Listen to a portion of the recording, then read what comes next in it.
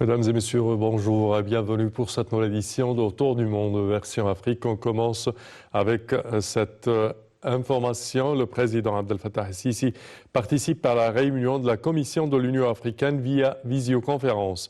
Le président Abdel Fattah el-Sisi a participé hier soir via visioconférence à la réunion de la commission du sommet de l'Union africaine avec la participation du président français Emmanuel Macron ainsi que les chefs africains membres de la commission de l'Union africaine dirigée par le président de la République démocratique du Congo RDC et président actuel de l'Union africaine M. Félix Tshisekedi, en présence du président de la commission de l'Union africaine M. Moussa Faki. Et pour plus de détails, voici un compte-rendu signé Salih Ahmed et Ayachal. Le président Abdel Fattah el-Sisi a participé mercredi soir via visioconférence à la réunion de la commission du sommet de l'Union africaine avec la participation du président français Emmanuel Macron ainsi que les chefs africains membres de la commission de l'Union africaine dirigée par le président de la République démocratique du Congo et président actuel de l'Union africaine Félix Tshisekedi en présence du président de la commission de l'Union africaine Moussa Faki. Le porte-parole de la présidence de la République a déclaré qu'au cours de la réunion, les participants ont examiné les moyens de fournir des vaccins contre le Covid-19 et comment soutenir le système de la santé en Afrique.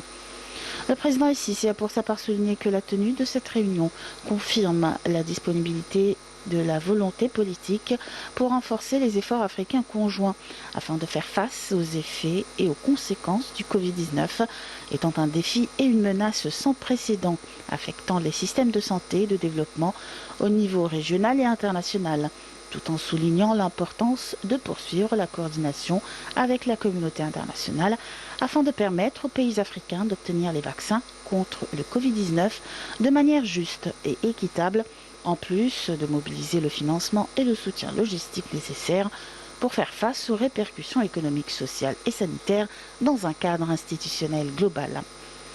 De même, le président a affirmé que l'Égypte n'épargnera aucun effort pour exploiter toutes ses capacités dans le but de soutenir ses frères africains pour avoir les vaccins en tenant compte des expériences égyptiennes à cet égard, ce qui renforcerait la stratégie de l'Union africaine pour obtenir le vaccin, pour réaliser les aspirations et les espoirs du peuple africain en éliminant cette pandémie et ses répercussions négatives. Le président el-Sisi a également souligné que la pandémie de Covid-19 a révélé la nécessité de parvenir à une distribution équitable des vaccins, parallèlement au renforcement des systèmes de santé, afin de leur permettre de jouer leur rôle dans les soins sanitaires, contribuant à la reprise économique. À cet égard, il a souligné l'importance de donner la priorité à obtenir les vaccins, de sorte que le continent africain reçoive une part adéquate de vaccins à des prix préférentiels, répondant aux besoins de sa population, tout en poursuivant les consultations avec les sociétés internationales développant les vaccins pour coopérer à la production de ces vaccins au niveau continental dans le cadre du travail de renforcement des capacités de production locales pour permettre au pays de faire face à toute urgence sanitaire en transférant et en installant les technologies dans le secteur de la santé, en plus de la nécessité de créer un cadre continental pour l'obtention de licences de production et de distribution des vaccins. Le porte-parole a ajouté que la réunion a été témoin d'un consensus sur la nécessité de renforcer la solidarité entre les peuples et les gouvernements africains afin de contrôler la propagation de la pandémie Covid-19, en plus de limiter ses répercussions négatives grâce à une coordination mutuelle pour trouver des solutions et des arrangements innovants et efficaces afin de fournir les vaccins à tous les pays du continent, tout en louant à cet égard toutes les initiatives visant à assurer une distribution équitable des vaccins au niveau international. Outre, ils ont souligné la nécessité de combler la lacune financière dans le but d'éviter de nouveaux retards de la disponibilité des vaccins, ainsi que sa distribution équitable en quantité convenable et au moment précis afin d'accélérer le processus de rétablissement mondial.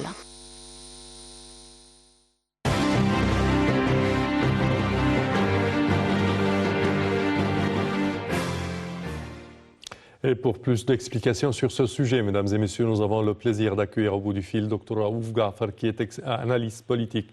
Bonjour Dr Raouf. Bonjour. Alors, comment voyez-vous ces propos du président Abdel Fattah el-Sisi hier au cours de cette conférence de la Commission africaine émanée de l'Union africaine et ces propos que l'Égypte n'épargnera aucun effort pour venir à l'aide de ses pays frères africains? D'ailleurs, on a fait ça plusieurs fois. L'Égypte n'a jamais tardé à aider les pays africains qui avaient besoin sur le plan santé, etc. Oui. Donc, on a envoyé des équipements, des médicaments et même du personnel pour aider les pays africains à résister un peu le Covid-19. Donc ça vient dans le même contexte. Oui. Cette fois-ci, il a mis un peu de pression sur le fait que les vaccins n'arrivent pas justement aux pays africains d'une manière acceptable. Donc il s'est adressé à la communauté internationale pour fournir une quantité raisonnable de vaccins pour les pays africains. Et ça, c'était une chose importante, surtout que le président Macron était dans la même conférence. Donc, c'est par son entremise que le message doit arriver aux pays européens qui ont acheté, disons, et monopolisé la plupart des vaccins qui ont été produits dans les derniers mois. Alors ça, c'était un point très important.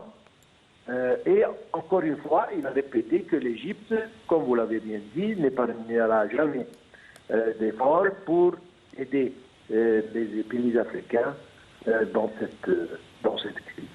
Parfait, docteur Abouga Farantouna, vous remercier de vos explications. Merci à vous. Et nous enchaînons, chers téléspectateurs, avec cette information. Libye, réouverture de l'ambassade d'Égypte à Tripoli. L'Égypte prévoit de rouvrir son ambassade dans la capitale libyenne pour la première fois depuis 2014, selon des responsables libyens et des sources de sécurité, marquant le passage à une approche plus conciliante des factions basées dans l'ouest de la Libye. Le moment de la réouverture de l'ambassade serait déterminé après que la délégation aura consulté les hauts responsables à son retour en Égypte. C'est ce qu'ont indiqué la partie égyptienne. La réouverture était un premier pas vers une coopération politique, économique et sécuritaire renforcée avec les autorités de Tripoli.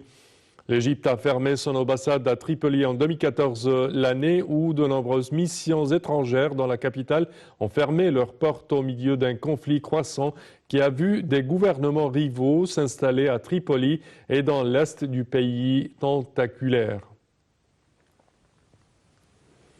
Toujours même dossier libyen, unifier le pays, le défi numéro 1 du nouveau Premier ministre. Abdelhamid Dbeibah a été élu Premier ministre libyen intérimaire le 6 février courant à Genève et s'est engagé à reconstruire le pays, promettant d'écouter plutôt et de travailler avec tous les Libyens. La reconstruction du pays ne fait que commencer. Abdelhamid Dbeibah est originaire de Misrata, près de Tripoli. Dbeibah avait ainsi dirigé la compagnie libyenne d'investissement et de développement, une société étatique à travers laquelle il a mené de vastes projets de construction. Il fait alors fortune dans le secteur du bâtiment. De 1989 à 2011, Abdelhamid Dbeibah est le chef de projet de l'Organisation pour le développement des centres administratifs, l'autre géant des investissements libyens, chargé de moderniser les infrastructures. Aujourd'hui, il dirige une holding dont les filiales s'étendent jusqu'en Turquie, où il jouit d'une certaine proximité avec les autorités. Propulsé Premier ministre par intérim, Dbeibah promet une réconciliation nationale. Pas évident en seulement 10 mots de sortir le pays du marasme économique tout en organisant des élections après plus d'une décennie de conflits qui ont totalement détruit la Libye. Les défis à venir sont donc nombreux pour Abdelhamid Dbeiba et son équipe. Le premier d'entre eux sera d'unifier le pays, notamment autour de son futur gouvernement.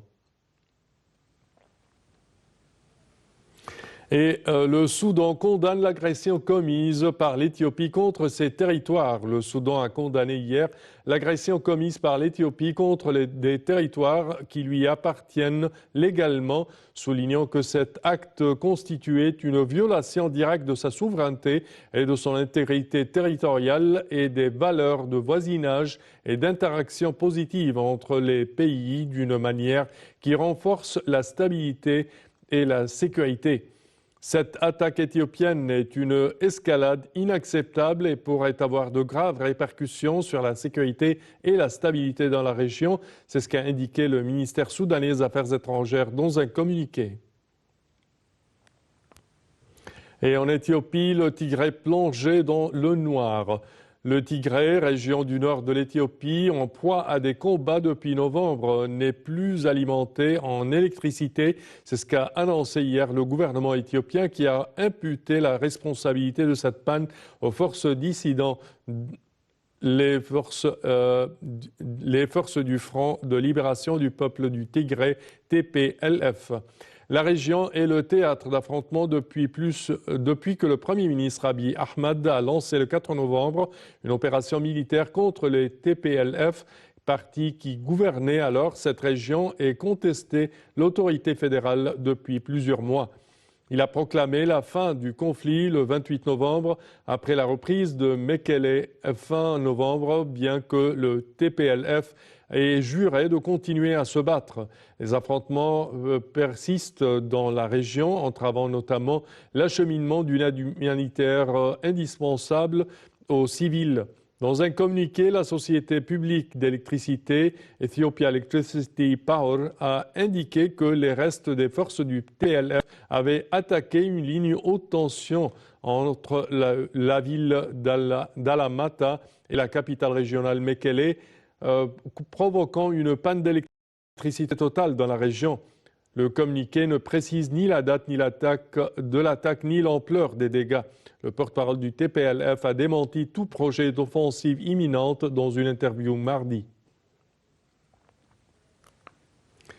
Et nous passons au Congo. Nouveau bilan de 16 morts dans le naufrage sur le fleuve Congo. Au moins 16 corps ont été repêchés des eaux du fleuve Congo après le naufrage d'une péniche surchargée dimanche en République démocratique du Congo RDC, alors que plusieurs autres corps restent coincés dans les débris de l'embarcation selon un décompte hier de la marine et de la Croix-Rouge congolaise. Partie dimanche du port fluvial de Maluku, près de Kinshasa, la péniche surchargée de passagers et de marchandises qui se rendaient à Mbandaka, chef-lieu de la province de l'Équateur, selon des témoins et des rescapés. Pays de 2,3 millions de kilomètres carrés, la RDC compte très peu de routes praticables et les déplacements se font souvent par le fleuve Congo et ses affluents ainsi que les lacs. Des naufrages se produisent régulièrement, le plus souvent avec de lourds bilans humains et matériels. Le président Félix Tshisekedi avait tenté d'imposer des mesures comme le port obligatoire de gilets de sauvetage en avril 2019 après un naufrage sur le lac Kivu, des mesures qui n'ont pas été guère suivies. Et nous passons au Niger, présidentiel au Niger. Zinder, passage obligé pour les candidats en campagne. La campagne se poursuit au Niger avant le second tour de la présidentielle dimanche 21 février. Les électeurs devront départager l'ancien ministre Mohamed Bazoum, candidat du parti au pouvoir PNDS, arrivé en tête du premier tour avec 39% des voix, et l'ex-président Mahaman Ousmane, candidat du RDR Tchangi, arrivé en seconde position avec 17% des voix. Les deux candidats prévoient de terminer leur campagne à Zinder, à un peu plus de 700 km à l'est de Niamey. C'est cette ville que Mohamed Bazoum a choisie pour tenir son dernier meeting dimanche dernier, après être passé notamment par Maradi, Taoua et Dosso.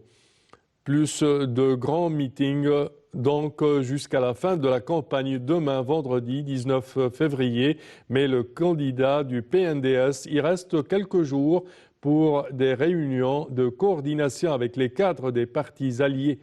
La région de Zinder est celle qui concentre le plus grand nombre d'électeurs du Niger. Et nous passons en Afrique du Sud. Covid-19 en Afrique du Sud, la campagne de vaccination démarre. En Afrique du Sud, le président Cyril Ramaphosa a été l'un des premiers à recevoir sa dose de vaccin Johnson & Johnson hier pour montrer l'exemple. Ce vaccin remplace les doses d'AstraZeneca disqualifiées par les autorités car moins efficaces contre le variant sud-africain. Malgré les appels de grandes figures politiques comme Desmond Tutu à se faire vacciner, on hésite encore beaucoup dans les rues de Township de Soweto. Beaucoup préfèrent suivre les théories du complot sur les réseaux sociaux. La méfiance reste grande alors que la médecine a été manipulée sous le régime de l'apartheid pour tenter de contrôler les populations noires. M. Ramaphosa a précisé que personne ne serait forcé de se faire vacciner. Et concernant la crise économique en RDC, crise économique, réforme électorale, les défis du Premier ministre Lukondo.